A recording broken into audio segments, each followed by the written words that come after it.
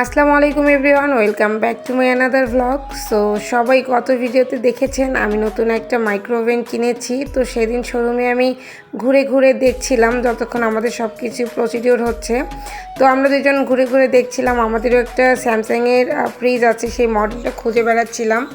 তো তারপর আজকে এই ব্লগে আমি আপনাদের সঙ্গে শেয়ার করব আমি আমার মাইক্রোওভেনের জন্য কোন র্যাক কিনলাম, তো র্যাকটা দেখতে কেমন এবং আমি আনবক্সিং করে বাসায় আমি সাজালাম এবং বাসায় সাজানোর পর কেমন লাগছে চলেন আজকের এই ভিডিওতে আপনাদের সঙ্গে শেয়ার করি।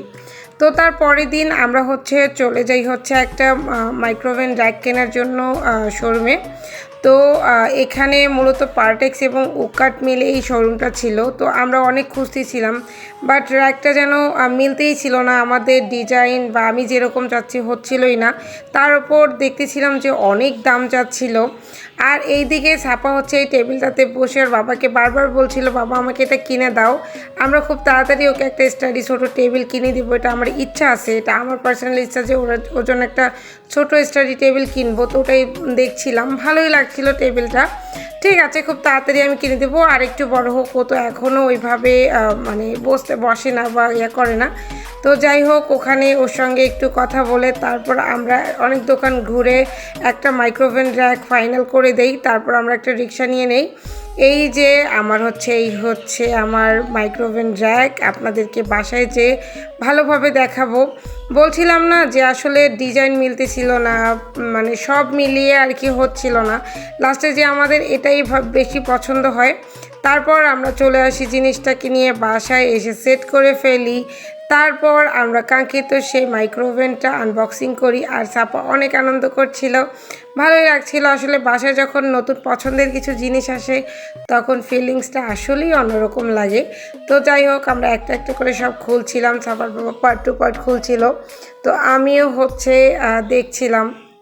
তো আগের ব্লগে তো সবাইকেই বলেছিলাম যে সবাই কমেন্ট করে জানাবেন আমার মাইক্রোওভেনটা কেমন হয়েছে। আপনারা সবাই ভিডিও দেখেন, কিন্তু আসলে কেউই কমেন্ট করেন না। এটা আসলে আমি বুঝতে পারি যে হিংসা করে আমাকে কেউ কমেন্টটা করেন না। যাই হোক, আমার মাইক্রোওভেনটা আমার কাছে বেস্ট লেগেছে আলহামদুলিল্লাহ। আর একটা জিনিস আমার সঙ্গে অ্যাড হয়ে গিয়েছে, এই তো যাই হোক, এটা কথা।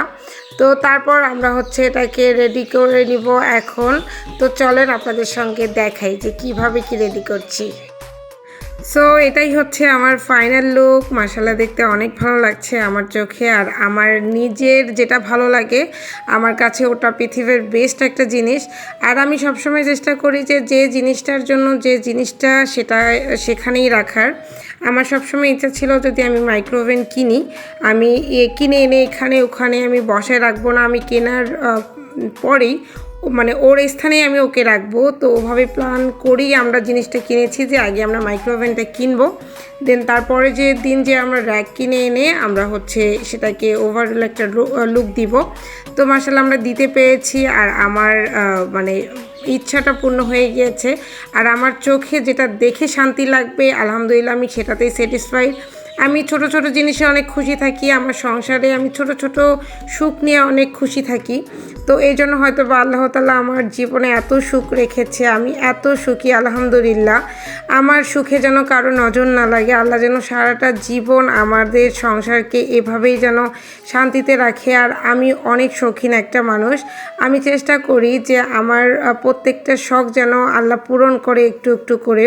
আর আমার হাজব্যান্ডকে যেন আল্লাহ তাআলা সবসময় সুস্থ রাখে এবং আমাদের তিনজনকেই যেন আল্লাহ সবসময় সুস্থ রাখে। আমরা একে অপরকে ভালোবেসে আমরা আমাদের কাঁধে কাঁধ মিলে আমরা সব জিনিসগুলো, আমরা পছন্দের জিনিসগুলো আমাদের জীবনে আনবো এবং আমাদের সব স্বপ্নগুলো পূরণ করব কাঁধে কাঁধ মিলে। সবাই আমাদের জন্য অনেক দোয়া করবেন।